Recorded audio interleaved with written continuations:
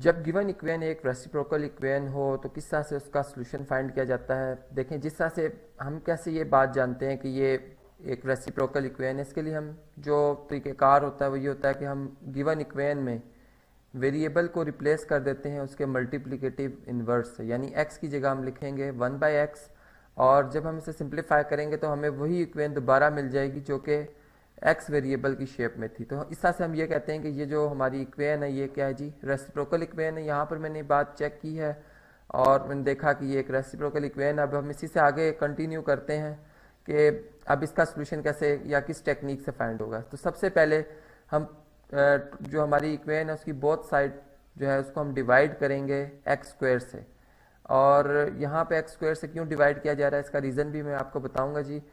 देखें, जब हम डिवाइड करेंगे x² से तो फर्स्ट टर्म भी x² से डिवाइड होगी, इसी तरीके से हर टर्म जो है वो x² से डिवाइड हो जाएगी। तो यहाँ पर -6x² आ जाएगा, फिर हमारे पास x/x² आ जाएगा, और यहाँ पर 2/x² आ जाएगा, और यहाँ पर 0 डिवाइडेड बाय x² जो है वो 0 के इक्वल होता है।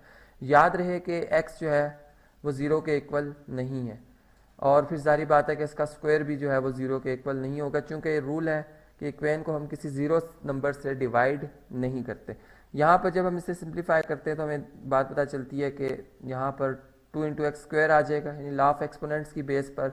इसी तरह यहाँ पर x की पावर 1 रह जाएगी, यहाँ पर x² से कैंसिल हो जाएगा, जबकि यहाँ पर 1/x, x² को कैंसिल कर देगा, 1/x आ जाएगा, और यहाँ पर हमारे पास 2/x² आ जाएगा, और इक्वल टू आ रहा है जी 0 के। अब अगर हम इसे सिंप्लीफाई करते हैं इस तरह से कि मैंने जैसे कहा कि ये हमारी रेसिप्रोकल इक्वेशन है, तो मैं इस तरह से करता हूँ कि जो हमारे पास फर्स्ट टर्म है और लास्ट टर्म है, अगर हम देखें तो इसमें जो हमारे पास है जी 2 कॉमन आ सकता है। यहाँ से आप देखें तो ये बन जाएगा x² + 1/x², ठीक, यानी इन दो में से मैंने 2 कॉमन लिया। फिर इसी तरह x + 1/x ये हमारे पास एज इट इज़ आ गया, और -6 = 0। अब ये जो इक्वेशन है, अब इससे चले मैं नाम दे देता हूँ जी 1 का। इससे पहले मैंने स्टार इक्वेशन कही थी जो गिवन थी, यहाँ पर हम सब्स्टिट्यूट करेंगे जी x + 1/x को किसी और वेरिएबल से, चले y से रिप्रेजेंट कर लेते हैं। तो फिर हमारे पास जो इसका स्क्वायर है, यानी x + 1/x का होल स्क्वायर जो है ये इक्वल टू आ जाएगा किसके जी, y² के। और अगर हम इसे मज़ीद सिंप्लीफाई करते हैं तो ये बात हमें सब मालूम होती है जी, x² + 1/x² और +2 × x × 1/x, चूँकि इन्वर्सिस हैं 2 आ जाएगा, इक्वल टू y² के। और यहाँ से जी जो हमारे पास y² है इसकी भी वैल्यू लिख लेते हैं जी। हमारे पास y² जो है ये इक्वल टू आ जाएगा किसके जी, सॉरी y² -2, ये 2 हम शिफ्ट कर देंगे तो ये -2 हो जाएगा जी, यहाँ पर राइट साइड पे शिफ्ट कर देंगे तो यहाँ पर आ जाएगा जी x² + 1/x²। तो इस तरह से हमने जो है x + 1/x की वैल्यू जो कि y है, और x² + 1/x² की वैल्यू जो कि y² -2 लिख ली। अब हम इसे इक्वेशन नंबर 1 में दर्ज करेंगे जी। इक्वेशन नंबर 1 में हम इसे दर्ज करते हैं। देखते हैं जी इक्वेशन नंबर 1 जो है हमारे पास इसकी क्या शेप बनती है।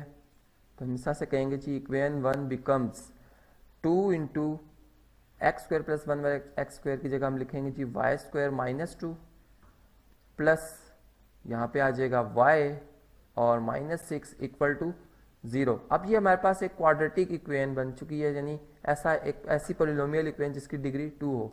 अब इसको हम सिंप्लीफाई ऐसा से करेंगे कि पहले इसको स्टैंडर्ड फॉर्म में लाएंगे, यानी 2y² -4 बन जाएगा प्लस y -6 = 0। अब वो टर्म्स जो कि लाइक हैं वो आपस में ऐड या सब्ट्रैक्ट हो जाएंगी, तो हमारे पास -4 -6 ऐड होकर -10 बन जाएगा इक्वल टू 0। अब यहाँ पर हम मिड टर्म ब्रेक का जो फार्मूला होता है, जो टेक्निक होती है वो हम यूज़ करेंगे जिस तरह से कि अगर मैं यहाँ पर यूँ लिखूँ कि -4y + 5y, तो ये हम इनको आज सम देखते हैं, y बन जाता है पॉजिटिव y, जबकि इनका प्रोडक्ट जो -20y² बनता है, जो कि एक्सट्रीम्स का भी यही प्रोडक्ट बन रहा है। तो यहाँ पर फर्स्ट 2 टर्म में से अगर हम 2y कॉमन ले लेते हैं तो यहाँ पे y -2 बच जाएगा, जबकि लास्ट 2 टर्म में से अगर हम 5 कॉमन लेते हैं तो यहाँ भी y -2 आ जाता है।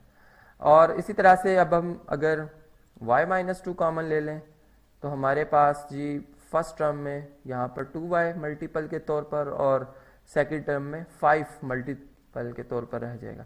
इसी तरह अब इनको अलग अलग हम 0 के इक्वल लिखेंगे, जो रूल आप जानते ही हैं, प्रोडक्ट हो जब 2 रियल नंबर्स का तो पॉसिबिलिटी होती है कोई एक लाजमी 0 होगा। तो इस तरह यहाँ से y जो है वो 2 के इक्वल आ रहा है और यहाँ से y जो है -5/2 के इक्वल आ रहा है। यहाँ पर यानी पहले हम -5 लिखेंगे, 2y इक्वल टू -5 और 2 पर डिवाइड करेंगे तो किस तरह से ये आ जाएगी वैल्यू। अब ये बात हमने शुरू में जो है सपोज की थी जब मैंने यहाँ पे आपको बताया था कि हम x + 1/x को y के साथ रिप्लेस कर रहे हैं।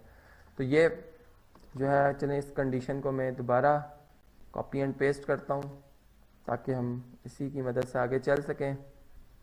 तो अब हमारे पास जो इक्वेशन है यहाँ पर जी इसके दो पार्ट्स बन जाएंगे। एक पार्ट यहाँ पर आएगा x + 1/x जो कि इक्वल है 2 के, और यहाँ पे आएगा जी x + 1/x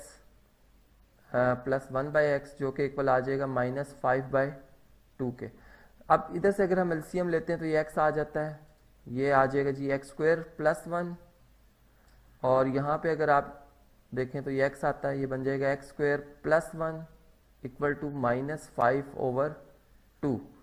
अब अगर हम इसे सिंप्लीफाई करते हैं तो हमारे पास जी इस तरह से होगा जी x² + 1 जो है इक्वल टू आ जाएगा 2x के, जबकि यहाँ पर x² + 1 जो है ये इक्वल टू आ जाएगा, यहाँ पे बल्कि 2 भी मल्टीप्लाई होगा, ये 2 इधर आकर लेफ्ट साइड पर, और ये -5 और x जो है ये राइट साइड पे आके 5 से मल्टीप्लाई हो जाएगा। तो इस तरह से अब अगर हम इन टर्म्स को एक साइड पे लिखें, ये 2x यहाँ पे आके लेफ्ट साइड पे आके नेगेटिव हो जाएगा, +1 इक्वल टू 0, और यहाँ पर हमारे पास बन जाता है जी 2x² + 2, और ये 5x को इधर शिफ्ट करेंगे +5x हो जाएगा इक्वल टू 0 के।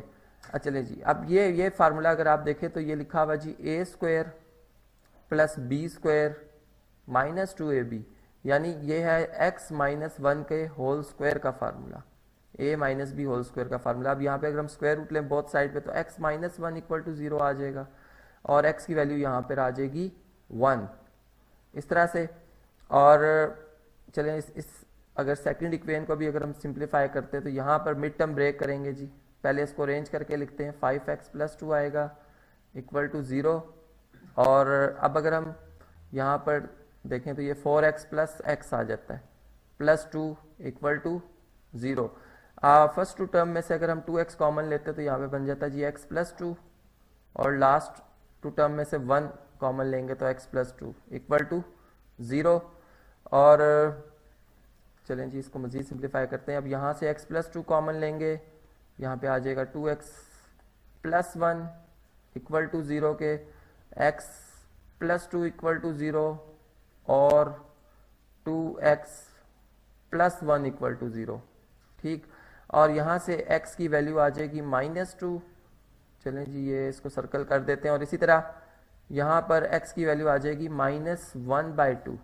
तो इस तरह से हमने ये दोनों जो हमारे पास इक्वेशन से जो हमें वैल्यूज़ मिली, यहाँ पे चूंकि x की वैल्यू 1 रिपीट हो रही थी, इसको हम एक ही दफ़ा लिखेंगे सोल्यूशन सेट में, तो ये तीनों वैल्यूज़ हमने देखा कि वाकई इक्वेशन को सेटिस्फाई करती हैं, इसलिए हम इन्हें सोल्यूशन के तौर पर लिख सकते हैं सोल्यूशन सेट में। तो ये था जी सोल्यूशन गिवन इक्वेशन का।